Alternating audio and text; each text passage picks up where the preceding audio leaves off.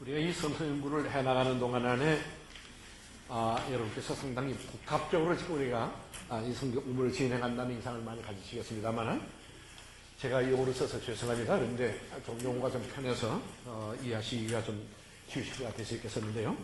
우리는 언제나 지금 성경을 단편적으로 보질 아니하고 그 성경이라고 하는 이 엄청난 말씀, 기록이 쓰여졌던 기간은 1000년이지만은 그것이 편집된 거는 구약은 주후 100년, 그리고 신약은 약 395년 뒤에 소위 하나는 얌야회, 하나는 칼타고회, 여기에서 이제 신구약이 경전으로 돼가지고 지금 흘러내려왔습니다.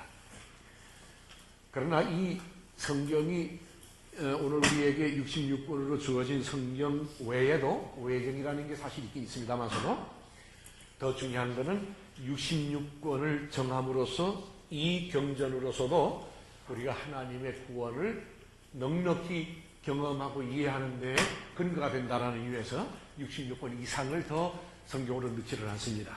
그거는 벌써 약 한 2000년 전에 일어난 일인데, 그러나 성경을 해석하는 차원, 본문은 66권으로 우리에게 주어졌지만 이걸 어떤 눈으로 보느냐라는 해석에서는 굉장히 많은 다양한 해석들이 있어 왔고, 또 그것으로 인해서 교파들이 갈라지기도 하고, 그거로 인해서 종교 전쟁이 일어나기도 하고, 그래서 이 성경 해석에 와서는 대단히 민감한 이제 그런 반응들을 역사적으로 해온 것이 사실입니다.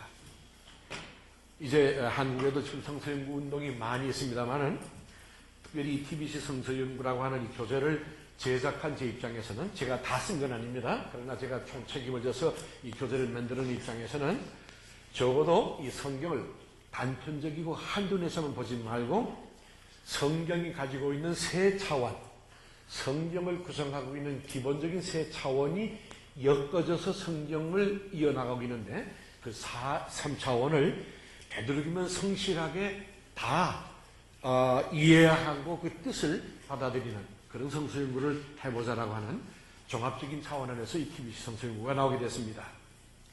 그 첫째가 소위 성경에는 본문이라고 하는 게 있습니다. 소위 66권의 글자 그대로 우리에게 주어지는 본문 그대로입니다. 이 본문은 소위 written word입니다. 기록되어진 말씀입니다. 이것 가지고도 장로교하고 장로교 안에서도 여러 갈래로 이것으로 인해서 갈라지는 경우도 생겼습니다만은, 소위 축자영감설이니 소위 말하는 이것이 축자영감설이 안 하는 영감설이라든지 등등의 해석이 많습니다만은 그것이 중요한 게 아니라 어떻든 우리에게는 이 본문 자체가 그렇게 소중한 하나님의 말씀이만은 틀림없습니다. 그러나 이 성경이, 그리고 성경의 본문이 그렇게 소중한 하나님의 말씀의 기록임에도 불구하고 그 말씀은 인간이 기록한, 인간의 손에 의해서 기록되어진, 오류가 있던 말은 제가 안 쓰겠습니다. 그러나 인간이 기록한 한계성을 가지고 있는 게 본문입니다. 그래서 이 본문은 결국은 그 본문이 증언하고자 하는 살아있는 메시지가 그 뒤에 깔려 있습니다. 이 본문 그 자체가 드러내고자 하는 숨은 언어, 그래서 우리는 말씀이라고 그럽니다. 살아있는 말씀이라고 그러는데, 여러분 기억나시겠습니다만은 제가 이 예화가 잘 안 돼서 제 전쟁 경험 때 하도 어머니하고 저하고 헤어져 있다가 몇 달 만에 어머니가 삐뚤빼뚤한 글씨로 쓰여진 글이 몇 달 동안 어떻게 굴러떨어져서 너덜너덜한 봉투로 저한테 몇 달 만에 돌아와서 그 편지를 받는 순간 안에 제가 너무 울음이 벅차서 화장실에 들어가서 그 일선에서요, 옮긴 저 섬에서 화장실에서 실컷 그 편지를 받고서 울었다는 얘기를 한번 내가 한 걸 기억이 되는데요. 어머님의 편지는 텍스트예요. 그거는 문학적으로도 아무 의미가 없던, 그리고 그 노인네가 많이 무학을 하셨기 때문에 글씨에 글도 모양이 없는 데다가 문학적인 표현도 안 하세요. 그러나 그 written word요, 편지 내용은 나한테는 어머님이 나에게 함께 하시는, 그 편지를 통해서 어머니가 나와 함께 하시고 어머니가 편지를 통해서 나에게 말씀하시는 글로 표현할 수 없는 숨은 언어가 편지를 통해서 나에게 전달되는. 그래서 이 언어와 뒤에 숨어있는 언어, 글과 말씀, 말과 말씀. 만약에 이것을 신학적으로 표현하면은 말태 용어입니다만은 기록된 말씀 뒤에 계시되어지는 말씀, 성경을 읽으면서 끊임없이 우리에게 다가오고 있는 살아계신 하나님의 음성, 이것을 프리텍스트라고 합니다. 이거는 본문 이전의 본문이라 이런 뜻입니다. 하나님 자신이 우리에게 우리의 신앙 양심 속에 끊임없이 말씀하시고자 하시는 살아있는 말씀, 이것을 프리텍스트라고 합니다. 자칫 잘못하면 우리 성경 공부에 이 텍스트만을 강조하고 프리텍스트를 말씀을 외면한 채 말씀을 듣기를 거부하고 이 본문이 그렇게 소중하면서도 본문에만 너무 지나치게 매이다 보면 이거는 내 본문 해석이 맞느냐 내 본문 해석이 틀렸냐 정통이냐 이단이냐 이 싸움 때문에 이 성경을 가지고 원수가 되어지는 경우가 이 본문 중심으로 지나치게 나갔을 적에 그렇게 그 얘기는 오해하지 마십시오. 본문이 필요 없다는 얘기가 절대 아닙니다. 본문이 가장 원초적이지만 본문 뒤에 말씀하시고자 하시는 살아계신 하나님의 음성을 들을 수 있어야 비로소 본문이 우리에게 하나님의 말씀으로 다가온다는 뜻입니다. 그러나 대단히 중요한 또 다른 세 번째 차원은요. 그 본문이 쓰여졌던 시대적인 상황이요. 이런 정치, 경제, 문화 그 시대마다 사람들이 싸움하고 착취당하고 그러면서도 거기에서 어떤 새로운 문화가 창조되고 하는 이 엄청난 문화라고 하는 그 시대의 여건, 이거를 세 번째 컨텍스트라고 합니다. 성경은 하늘에서 뚝 떨어진 것이 아니라 그 시대의 역사적인 인간의 얽힌 과정과 관계와 진행 속에서 하나님께서 역사를 하셨기 때문에 이 역사성을 떠난 성경은 있을 수가 없는 겁니다. 그래서 우리가 구약을 공부해 보시지만은 넓은 의미에서 이 구약의 이야기는 이스라엘의 민족사와 비슷한, 그러나 그건 민족사가 아니라 그 민족사 속에는 뒤에 이방의 역사, 세계의 역사, 그러면서도 그것은 함께 미래를 향해 흘러가는 그런 역사적인 맥이 성경 전체에 깔려 있는 겁니다. 그래서 이 세 차원이요. 엄밀한 의미에서 하나님께서 프리텍스트요, 말씀으로 역사 속에, 컨텍스트 속에 말씀을 하셨는데 그것을 듣고 경험한 사람이 기록으로 남겨놓은 것이, 그러니까 순서로 말하면 사실은 프리텍스트가 먼저입니다. 하나님께서 말씀하시고 하시는 하나님의 계시성, 프리텍스트가 원초적이고요. 하나님께서 말씀하신 것은 텍스트로 말씀하신 게 아니에요. 우리의 삶 전체 속에, 우리의 역사 속에 하나님께서 말씀하셨습니다. 그때의 그 음성을 듣고 분별한 사람들이 있었어요. 음성을 듣고 분별하고 그것을 글에다가 옮겨놓은 것이 텍스트로 나오는 겁니다. 거꾸로는 우리는 텍스트와 접하지만 이걸 순서로 보면 하나님이 말씀하신 것이 말씀하신 자리가 텍스트가 아니라 이쪽입니다. 우리의 삶 자리입니다. 우리의 역사, 우리의 지금 정치, 경제, 오늘 장로님 기독관도 있었습니다만 오늘의 지금 우리가 지금 한국에 살고 있는 이 엄청난 이 지금 소용돌이요. 이 자리가 사실 하나님께서 지금 우리에게 말씀하신 자리세요. 우리의 영혼만 말씀하는 게 아닙니다.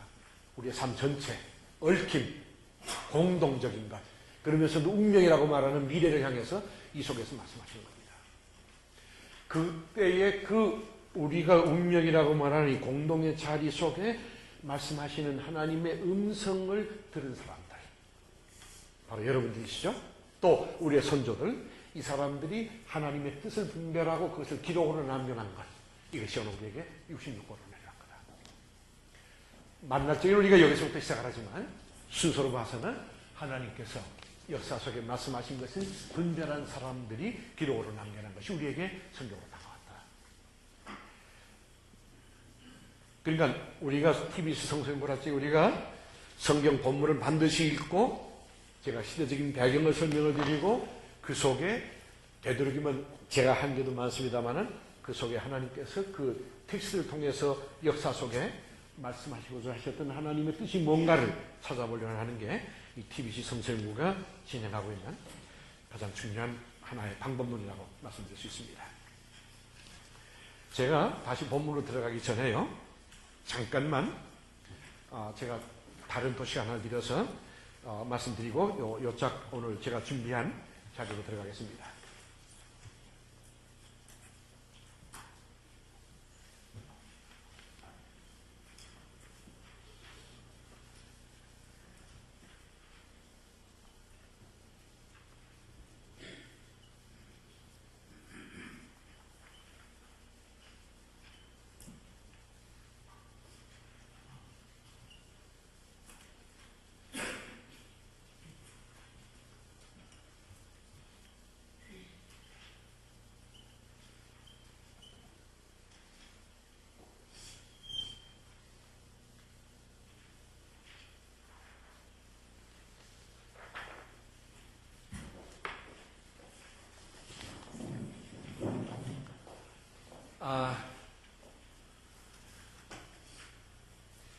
이거는 이제 우리가 초등학기 때 말씀 잠깐 다 드린 서베이에 해당되는 겁니다만은 알파와 오메가죠.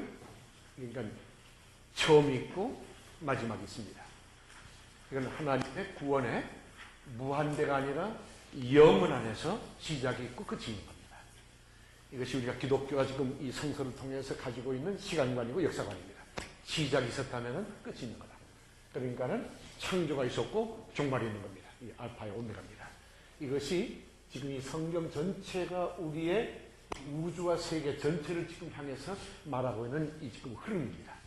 처음과 나중이요. 그런데 성경은 이 틈바구니에 지금 여기까지 구약이에요.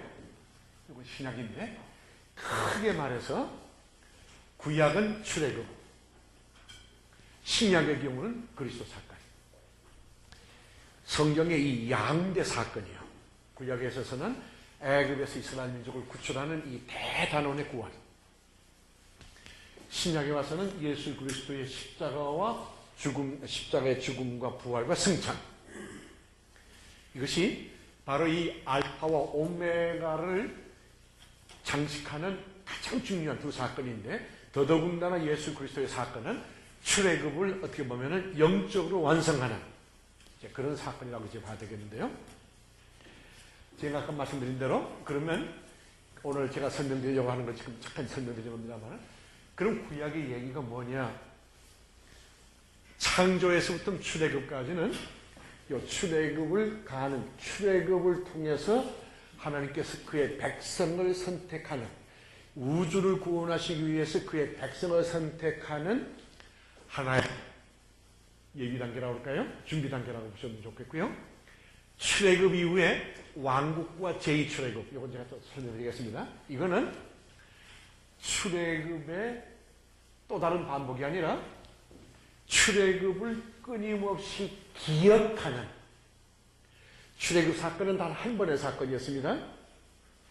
더더군다나 출애굽 사건과 신의 산 언약, 제가 이따 조금 말씀드릴 이스라엘 민족과의 약속은 단 한 번의 사건이에요. 이것이 반복되는 건 아니에요. 그러나 이스라엘 민족이 점점 시대가 바뀌면서 그 출애굽 사건을 기억하는 행위, 그 기억하는 행위가 말씀을 가르치는 분도 있었지만은 제사 행위도 기억하는 행위였습니다. 결국은 기억하는 행위를 가다가 왕국에 들어서면서 그것이 타락이 돼요.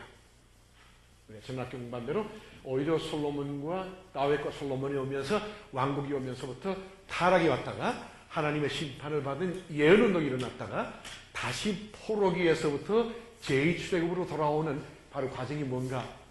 출애굽의 사건을 기억을 통해서 재현하는 사건이 구약의 역사입니다.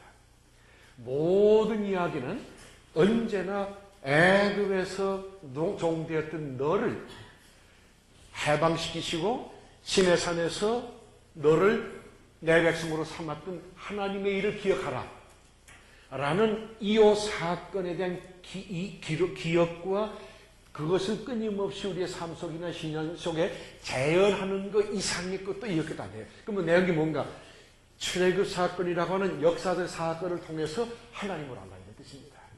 하나님은 공중에 떠다니는 하나님이 아니라 구체적으로 역사적 사건을 통해서 우리에게 구원을 베풀어 주신 이 사건을 통해서 행하신 하나님의 뜻을 끊임없이 기억하고 다시 그것을 재현하는, 그러나 끝까지 마지막 가서 실패한 이스라엘을 하나님은 포기하시고 그의 아들을 통해서 전 인류를 구원하는 십자가와 부활과 승천의 사건이 이 성경에 있어서 최대의 사건으로, 그러나 그 예수 그리스도 사건은 사실 알파와 오메가와 관계없는 게 아니라 하나님의 창조가 그리스도 안에서 새롭게 미래를 향해 구원의 길로 전환되어지는 것이 예수 그리스도의 십자가 사건입니다. 그러면서 우리는 지금 때로는요, 많은 경우에 제가 가면서 설명드리겠습니다만은 벌써 신약으로 넘어와서 미안합니다. 예수 그리스도 따로, 그건 우리의 영혼만, 알파인 창조는 세상으로 항상 우리 이원론적으로 생각을 해왔어요. 기독교에서. 이것이 우리 신앙을 지금 잘못되게 만드는 근원적인 것이 예수 그리스도의 십자가 사건은 나의 영혼만, 창조는 저 세상 더러운 거, 이런 이분법으로 갈라져 나온 기독교의 잘못되어진 전통 때문에, 그것은 기독교 전통이 아니라 헬란 문화의 이원론이 슬쩍 기독교에 들어오면서부터 들어왔던 오늘의 우리의 유산, 여기에서부터 예배당 가서만 신앙 지키고 세상에 나가서는 무슨 짓을 해도 왜? 그것을 세속입니다. 그래서 요사이 지금 아까 기독교도 있었습니다만은 우리 사회에 지금 정치인들 가운데는 기독교인들이 지금 200여 명이나 있는 모양인데, 우리 국회의원이 다 타락됐다는 얘기는 아닙니다만은 지금 어디로 가고 있는 거냐? 신앙 따로, 세상 따로. 그러나 우리가 올바로 성경을 보시면 예수 그리스도의 십자가와 부활은 우리의 영혼만이 아니라요, 하나님의 전 창조를, 알파와 그리고 이스라엘의 타락까지를 완성하시고 새로운 지평으로, 새로운 구원의 지평으로, 그것은 뭡니까? 정말 하나님의 완성의 때를 향해서 길을 열어놓는 십자가 사건으로 열어야 되는 거다. 그런 의미에서 예수 그리스도의 십자가 사건은 단순히 개개인의 영혼만이 아니라 역사 전체, 우주 전체, 하나님의 창조 전체가 말하자면 완성되어지는 터닝 포인트예요. 하나의 일종의 완성은 아니고요, 하나의 이 타락을 새로이 전환시켜 나가는 그런 우주 구원의 계기가 예수 그리스도의 십자가 사건이다. 그럼 교회가 뭔가? 교회라는 것은 끊임없이 예수 그리스도의 십자가와 부활을 기억하고 재현하는 게 똑같아요. 신앙이라는 게 뭐냐? 내가 지금 어떻게 하나님을 잘 믿느냐, 그게 이렇게 중요한 게 아니에요. 얼마만큼 그 사건을 올바로 기억을 하고 그것을 다시 우리의 삶 속에 재현해 나가느냐, 신앙적으로. 제가 그 얘기는 다시 이제 언젠가 또 좀 말씀드리도록 하겠습니다. 오늘 그런 의미에서 제가 지금 구약을 다시 설명드리는 것은 한 학기 동안 진행할 요 이야기를 사실 역사적으로 다시 한번 이 구조를 만들어 드리는 거고, 요거를 설명하려다 보니까 이게 거꾸로 올라간 겁니다. 그래서 이따가 가면서요, 오늘 이번 학기 공부할 내용들이 어디에 해당되는지 제가 좀 말씀을 드리도록 하겠습니다.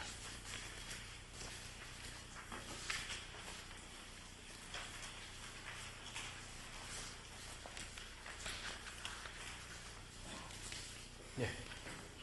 여러분이 여기에다가 뭐 기입을 하셔도 되고요, 자유스럽게 하시기 바랍니다. 제가 제목만 써드렸죠. 그래서 이제 1, 2, 3으로 나갑니다. 요 구조를, 조금 전에 구조를 따라서 가는 좀 더 세부적으로 나가는 겁니다. 먼저 이 구약의 구원사적 드라마의 제1이요, 구원 드라마의 대서곡, 소위 원역사라 그럽니다. 원역사요? 네, 원역사요.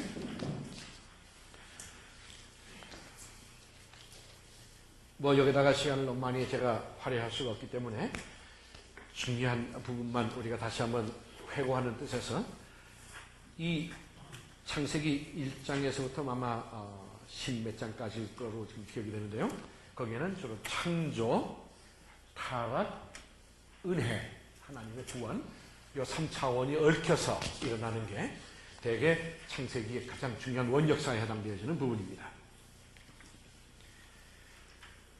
이 창세기 앞에 부분의 가장 중요한 초점은 우리 인간의 삶이나 이 우주의 기원이 어떤 거냐, 그 처음이 뭐냐, 그리고 그 의미가 뭐냐에 대한 해석을 이스라엘 사람들은 이 창조 비화를 통해서 드러내려고 했던 겁니다. 이건 하나님이 만드신 거다. 창조 이야기로 조금 집약을 하겠습니다. 여러분, 창조, 하나님은 곧 창조주 하나님. 이제 엘로힘 기억나시죠?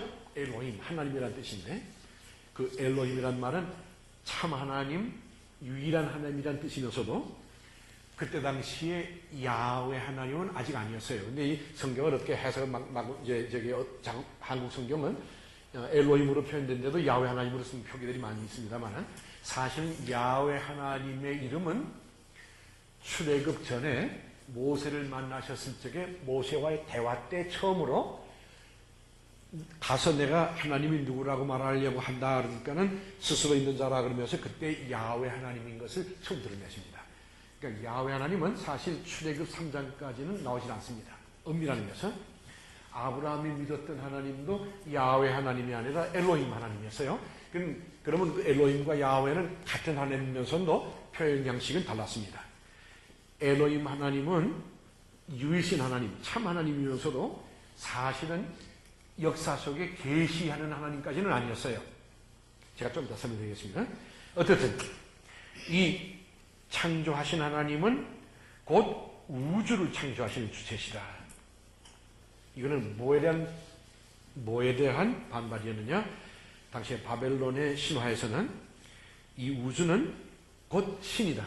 신이 곧 우주다. 그래서 이 피조물이 곧 신. 그래서 동물을 신으로 만들고, 그래서 이 피조물이 태양이 신이고 동물이 신이고 하는 이런 동물화, 신을 동물화했던 것을 이스라엘 사람들은 아니다. 하나님은 피조물이 신이 아니라 하나님 스스로 계신 분이고, 그분이 무에서부터 우주를 창조하신 분이지 그분이 피조의 한 부분이 아닌 거다. 그래서 하나님은 창조주시지 피조물이 아니시다 라고 하는 신앙 고백이 창조에 가장 중요했던 신앙 고백의 근원입니다. 우리가 믿는 하나님은 우리를 창조하신 분이지 우리하고 비슷한 어떤 피조물의 하나가 아니다라는 얘기입니다. 여기에 바로 이스라엘 신앙의 유일신 신앙이 출발이 됩니다. 그러면서 그 밑에 보시면 모든 피조물은 선하고 아름답다. 왜? 하나님이 선하기 때문에, 하나님이 선하고 아름답기 때문에 모든 피조물 만물을 아름다운 거다. 제가 조금 전에 기독교인 중에 제일 어려운 점이 창조나 이 세상을 더럽고 타락됐기 때문에 버려야 되는 거다 라고 하는 소위 세계관을 지나치게 부정적이고 타계적인 신앙을 가진 것이 너무 많은데요. 성서적인 신앙의 근원에서 보면 이 세상이 비록 타락했으나 근원은 하나님이 창조하셨던 아름다운 피조물, 그러면서 우리는 세상을 사실은 긍정하는 그런 신앙이 성서적인 신앙인 겁니다. 세 번째가 인간은 하나님의 형상대로, 기억나십니까? 하나님의 형상대로는 코와 입이 하나님과 같았다는 뜻이 아니라 인간만이 하나님과 영적으로 교통할 수 있는 존재, 인간만이 하나님과 교통할 수 있는 존재, 그리고 인간만이 우주를 다스리는 일종의 청지기, 하나님의 우주를 올바로 다스려야 되는, 침략하는 게 아니라 오늘처럼 공해를 만들어내는 침략이 아니라 하나님의 창조를 아름답게 가꾸어야 하는 정원사 청지기였습니다. 자, 여러분 이제 인간 복제 이야기가 나오기 시작하는데, 지금 상상해보면요, 한번 상상을 해보십시오. 제가 똑같은 인간이 하나 복제됐다고 생각을 해보면요, 나하고 똑같은 얼굴이 지금 마주 서 있을 거예요. 근데 생각은 제가 살았던 과거의 기억을 복제인간은 안 가지고 있을 거라고요. 그 두뇌라는 거는 경험은 안 쓰여있는 그대로의 복제인간이라 보면요, 얼굴은 똑같은데 저게 괴물이 될지, 저도 괴물 중에 하나인지 모르겠습니다만 생각해 보니까요 정말 끔찍한 거예요. 이게 지금 과학이 DNA라는 건 제가 잘 모릅니다만 그것이 발전해서 이 동물뿐이 아니라 인간을 복제하기 시작하고 나면요, 마치 인간에게 과학의 극도의 발전처럼 여기지만 여기에서 두 가지 문제, 이미 교황청에서나 종교계에서 반발하기 시작하는 하나님의 창조성에 대한 도전, 하나님의 생명의 신비에 대한 도전, 여기에서부터 오는 이 창조 질서가 이 복제 인간의 탄생으로부터 얼마나 무서운 이 지구가 망하게 될지도 모르는, 선과 악이라고 하는 이 구분이라는 것은 엄밀한 의미에서 영혼의 판단에 의해서 일어나는 건데, 이것이 인간을 그대로 복제했다 해서 이 영혼까지를 정말 그대로 판단 능력을 만들 수 있겠느냐 라고 하는 사연에서 본다면, 만약에 그런 판단력이 없는 인간 복제를 만든다고 했을 적에 비윤리적인 인간만을 만들어 놓고 이런 인간들이 모여 사는 세상이 어떤 세상이 될까 생각해 보니까, 여기는 무서운 살인, 온갖 것의 전쟁, 이런 것만 일어날 수 있는 가능성이 있지 않겠나. 이 하나님과의 교제라고 하는 말은요, 하나님의 뜻을 분별할 수 있는 유일한 존재가 인간인데, 이거를 과학적으로 복제한다 해서 그 임하고대가 살아날 수 있겠느냐 라고 하는 신학적인 문제가 이 복제인간과 함께 지금 드러난다고 생각을 합니다. 그리고 공동체가 가정의 파트너였죠. 아담과 이브의 본래적인 모습은 뼈 중에 뼈요 살 중에 살이라는 뜻은 하나의 함께 동거한다는 뜻이 아니라 함께 삶을 나누는 공동체 스님을 가졌던 거다. 이것이 공동체의 원형의 모습이었습니다. 이것이 창조 비화가 가지고 있던 하나의 메시지입니다. 창조주 하나님, 피조물, 인간은 하나님의 형상, 그리고 가정의 공동체성, 이 네 가지가 창조 비화에서 드러나는 인류의 우리의 삶의 근원을 지금 말하는 거예요. 우리의 본래 모습은 이런 거였다, 이런 뜻입니다. 그러나 이게 타락이 일어났는데 그것은 선악과로 표현됩니다만은, 여러분 기억나십니까? 타락의 죄의 근원은 교만이었다. 타락은 선악과가 아니라 선악과를 따먹음으로 하나님과 같아지려는 인간의 교만성.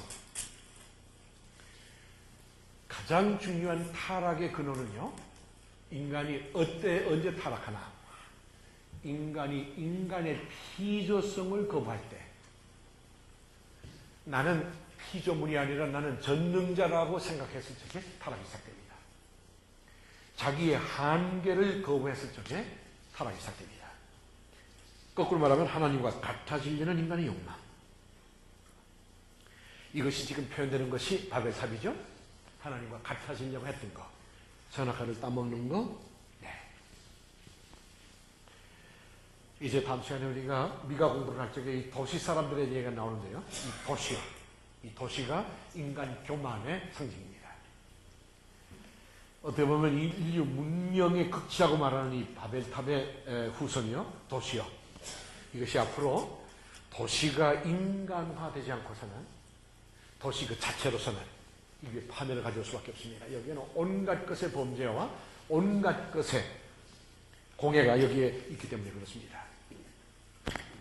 죄의 근원, 이 타락, 선악과가 말하려고 하는 포인트는, 모든 여러분과 나 속에 숨어있는 가장 무서운 죄의 근원은, 남의 것 몇 가지 훔쳤다. 사실 아까 기도 가운데 있었습니다만 떡값이 세계에서 제일 높은 나라가 우리나라라고요. 장모님 그렇습니까? 리서치 하시고 한 말씀이세요? 그럴 거예요. 아마 떡값치고서 제일 많을 겁니다. 그런데 바로 이러한 이야기에 뒷받침되고 있는 가장 뒷받침의 근원이 뭐냐? 우리에게 무한대로 퍼져나가는 욕망이라고 하는 거, 이 프라이드라고 하는 게요. 그 죄의 결과는 끊임없이 단절되고 소외되는, 죄의 결과는 끊어짐입니다. 여기서 신라곤이 시작됩니다. 신라곤에서부터 살인이 시작되고 신라곤에서부터 흩어짐이 일어납니다. 타락은 하나님과의 단절이고 형제와의 단절이고 부부간의 단절이고 그렇습니다. 이것이 죄와 소외를 위해서 썼죠. 그러면 이것이 옛날의 아담과 이브만의 얘기냐? 아니지 않습니까? 오늘 바로 우리의 얘기 아닙니까? 때문에 창조 얘기가 바로 우리의 이야기라는 이유는 바로 우리의 삶에 대한 원초적인 이야기를 창조가 말하고 있기 때문입니다. 우리 모두 타락한 존재다. 왜? 나는 선악 안 따먹었는데 그렇지 않습니다. 우리 안에 너나 것 없이 정도의 차이 있어도 다 하나님과 같아지는 교만.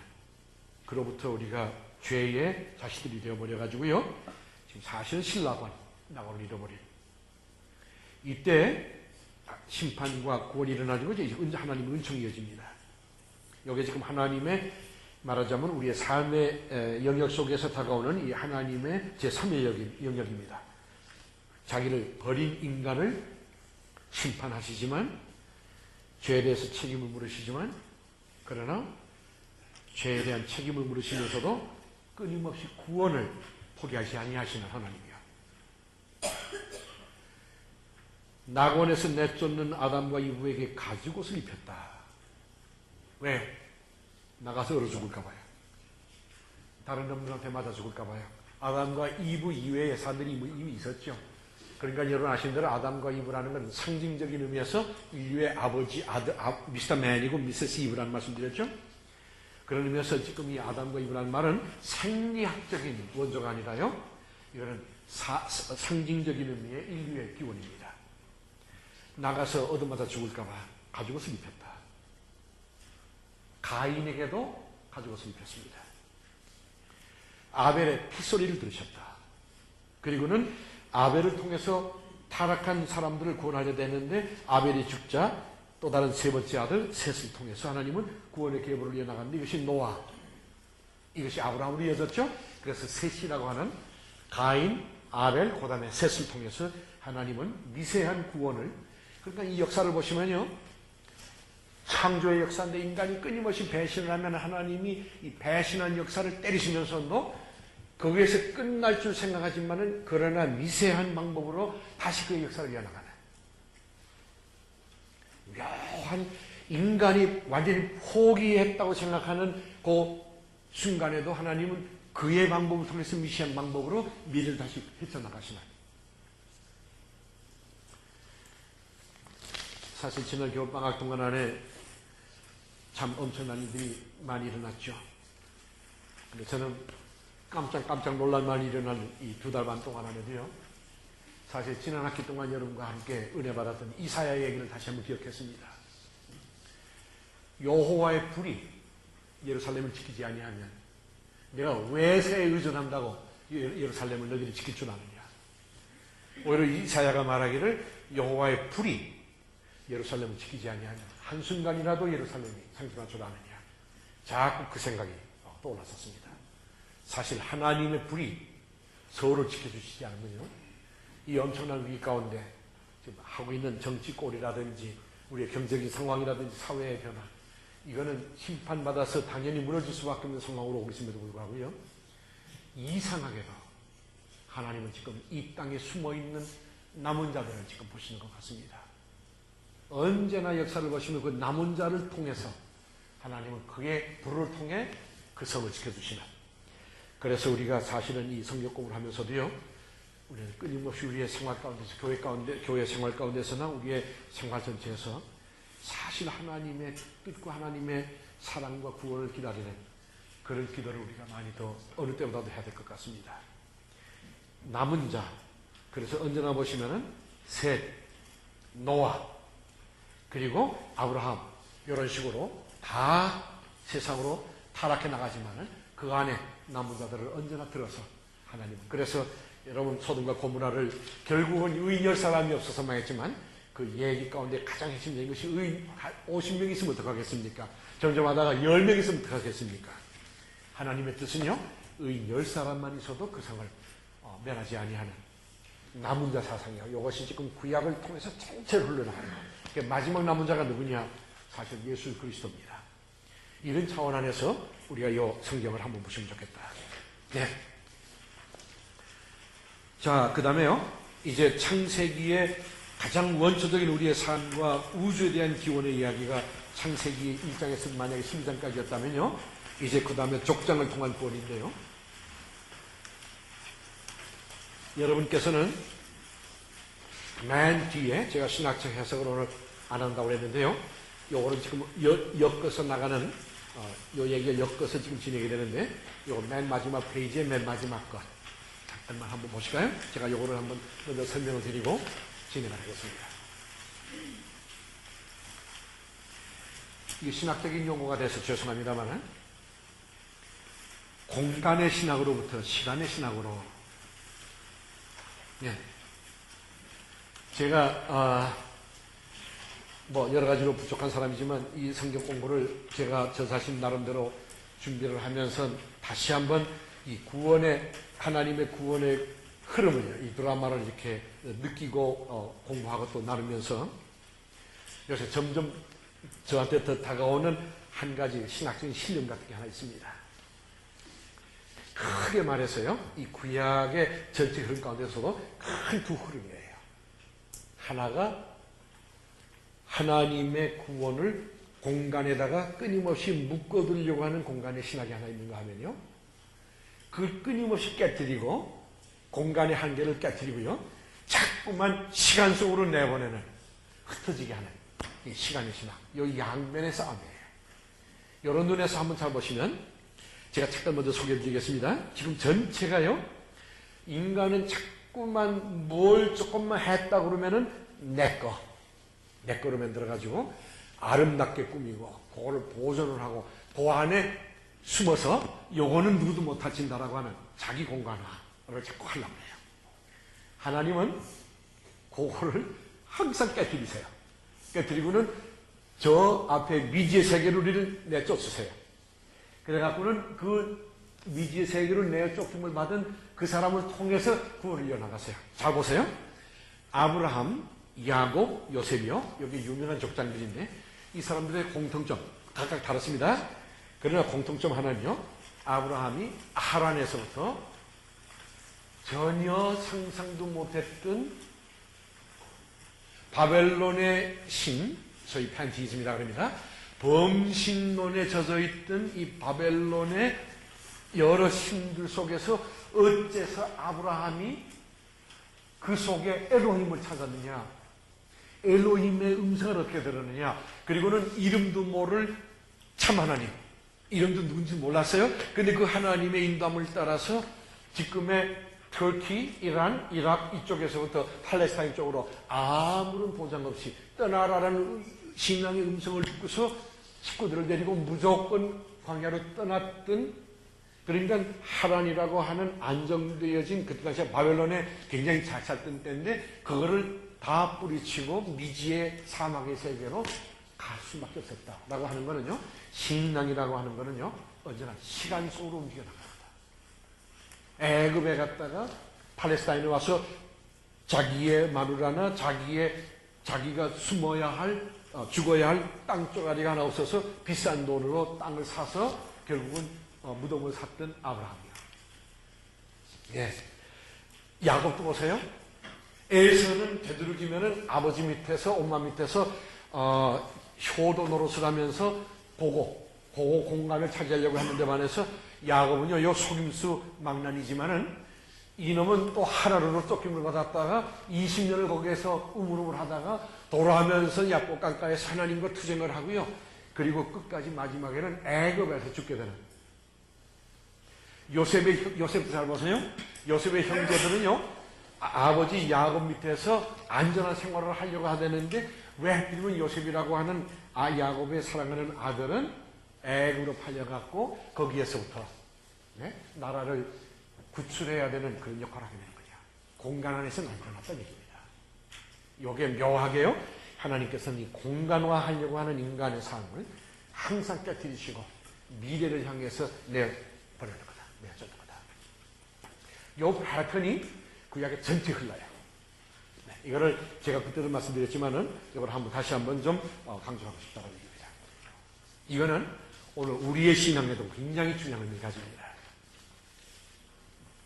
제가 잊어버릴까봐 미리 하나 말씀드린 거죠. 그런 의미에서 저는 요새 이런 생각을 합니다. 하나님과 나와의 관계다, 신앙이다요. 내가 얼마나 기도를 많이 하느냐, 얼마나 철야를 많이 했고 금식을 많이 하느냐, 물론 좋습니다. 그거 다 좋은 거고, 얼마나 방언을 많이 하느냐 다 좋습니다. 그런데 중요한 거는 그 하나님과 나와의 관계라고 하는 이 모든 관계가 마지막 가서야 내 욕망이나 내 명예나 내 신앙이라고 하는 이름으로 하나님을 내 어떤 공간에, 내가 만들어놓은 어떤 공간에다가 하나님을 묶어두고 그거를 신앙이라고 착각하려고 만약 한다면, 다시 말하면 신앙을 공간화하는 그런 틀 안에서 내가 교회 봉사를 열심히 하고 내가 하나님을 공간 속에 묶어두려고 하는 태도 밑에서 내가 사회봉사를 많이 하고 마지막 가서는요, 그것은 살아있는 신앙이 아니지 않느냐. 얼마만큼 내가 하나님 앞에서 사실은 뭘 많이 했느냐, 제사를 얼마나 많이 드렸느냐. 예언운동을 쭉 보시면은 제사를 얼마나 많이 자주 드리느냐보다는 언제나 예언자들의 마지막은 내 마음이, 내 영혼과 마음이 하나님께 드려야 되느냐, 그걸 지금 호소하는 게 예언운동이었다면 그건 무엇을 뜻하는 건가? 정말 하나님과 동행한다는 뜻은, 내가 하나님의 음성을 듣는다는 뜻은 그 음성을 깨닫은 다음에 내 뜻대로 내 공간에다가 내 뭐를 만들어내는 게 아니라 하나님의 음성을 들었다는 말은 그 음성이 나를 통해서 하나님을